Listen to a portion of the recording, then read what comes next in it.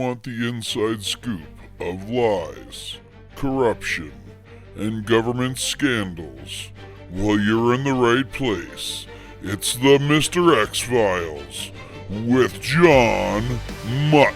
Live from Murderer's Row Bar, it's the Mr.X Files with Benjamin Fudge. How you doing, buddy? Good to be here, John. Good to be here, too. Oh, man. What a week. What a week. I thought we were going to talk about some different things this week. I prepared a bunch of questions for you, John, but it seems like we're going to have some fettuccine leftovers. Oh, my God. I tell you, this fettuccine meal doesn't seem to ever stop. So, yeah, hot off the presses. We were going to do some other stuff today, but just like an hour ago, out of the Trillium this week, the latest uproar with the Skills Development Fund and Minister David Piccini. He's going to be done after this for sure. I'll give you a message right now. David, please, for the good of this government, resign. This is a good PC government. We have a good premier. Please resign. I thought you were going to say, get yourself a lawyer and turn yourself in. Well, I don't know.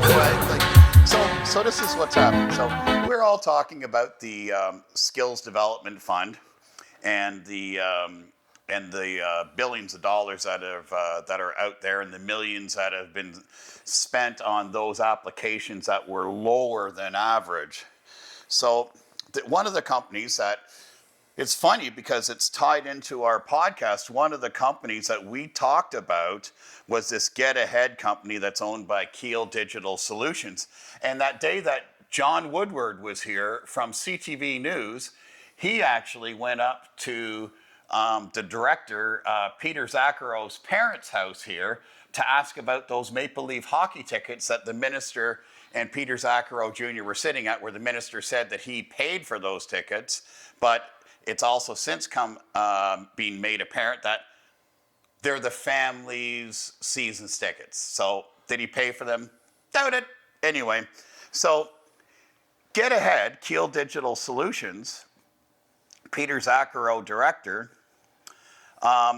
they've received about $37 million in provincial funds for their program, including $7.5 million that was just allotted from the Skills Development Fund off of 2 rounds, of which obviously we see out being talked about, the opposition are talking about. So there was a forensic audit done in 2023. This is the latest news. And they received funds in 2024 and 2025. So the audit is done in 2023. And the Ford government just last week has now referred that entire audit to the Ontario Provincial Police. Now, let's be very, very clear. You don't refer an audit to the Ontario Provincial Police because they made accounting errors. You don't look and say, oh, there's generally accepted accounting principles and there's been a mistake made here. That's been referred for something criminal. So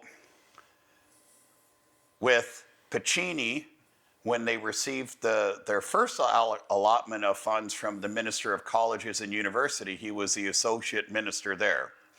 Then he moves over to Skills Development Fund. Then he attends the Paris wedding of the lobbyist, of the folks that got the Skills Development Fund and the former Ministry of Universities and Colleges Fund. And then he's at the Leaf game with his wife in the season's tickets of what she said that he paid for, but obviously you're not paying for somebody else's season's tickets when you're sitting with them. And now that audit is in front of the Ontario Provincial Police. Someone's going to go to jail over this one. It's going to be fettuccine served cold. You got all the jokes, man. I actually have had questions about the auto sector and the Brampton shutdown and the winds are shut down. And it's on people's minds if these big auto companies owe communities money or owe the communities anything if they shut down and pull out and leave thousands of people without jobs or any way to figure out how they're going to make their future. Well, you're right. And so the federal government have a lot to do with this one because they won't drop that stupid EV threshold of 20%. Now, Trump has dropped it. Trump has dropped it in the US, and there's no mandate for 20%. It's on in Canada. It hasn't been dropped yet. I understand that that crazy minister, Stephen Guilbeault, that we've talked about before, who used to be the Minister of the Environment, who basically climbed the CN Tower in protest of nuclear power. He should be locked up. He shouldn't be in legislature. So sometimes I'm wondering who belongs where, who belongs on the range in jail and who belongs in legislature. But you're right. They owe Canadians, they owe Ontarians huge, because we have publicly funded those projects. So I think we were talking earlier, because I know it's something near and dear to your heart, that we're talking about Brampton, we're talking about Windsor, and not moving forward. But this is where the federal government, and their stupidity, continuing to push this carbon mandate,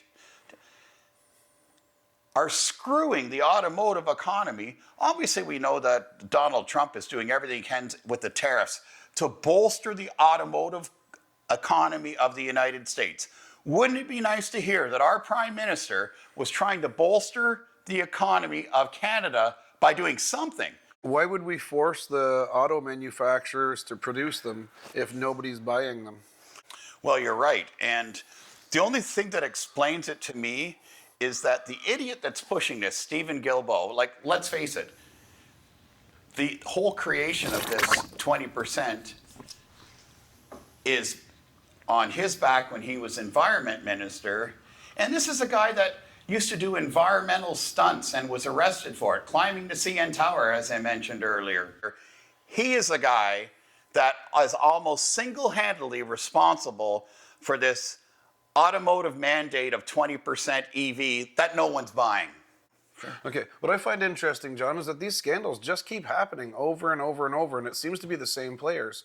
What I don't understand is there no checks and balances in place? Like, who's paying attention? Who's watching and making sure that this doesn't happen? I'm going to tell you exactly how this works. So let's start with the green belt, and then we're going to have skills development fund here, and on this hand, we're going to have the infrastructure funds, of which the next scandal is coming out. So what happens is former political staffers, some of which I mentioned their names, you can go under skills development fund scandal and you can see the lobbyists who are involved in that. They're all former political staffers, and they're also form the executive of the PC Party of Ontario. So here they are, they've gone to the private sector. The people that are in place in those ministries, those three ministries, where all the funds are coming out of, are their political friends. They make sure that they get in as the chiefs of staff or the political staff. That way, when company X, company Y, or company Z comes forward wanting to put forward an application, well, it's best that you call this lobbyist or this lobbyist because they're tied in with their friends. So it's collusion. And I think that you're going to find out through the OPP investigation, through the RCMP investigation, it's not only collusion, but there's fraud at play. And the same thing on the federal level, it's pay for play. You want to do anything down there? Look at the SSNC Lavalin scandal. The biggest scandal to hit Canada, and it never went anywhere. I just don't understand it. The only person that went anywhere was Justin Trudeau, and he's gone. So Carney can't lend his hand to that scandal. Carney wasn't there. But hey, Justin's away with Katie, he's happy, and Canada got fucked again. I think when Carney came in, we were supposed to paint history away and forget about it, and Carney's supposed to start making the country look good again. But from what I can see, it's not looking good. It's not looking good. And Carney is and trying to keep a couple of these environmental freaks happy in his caucus, like Stephen Guilbeault. And by doing that, he's screwing our automotive sector and our automotive economy. Take it to the bank. That's what's going on. Okay, so that's going to wrap up our 5th podcast. Yeah. Next week, we're going to talk about a friend of mine who needs some help. Her name is Allison Murden, and she's in trouble with her magic mushrooms. To next week, everyone. Thanks again. Keep those emails coming. Mr. X and Benjamin Fudge.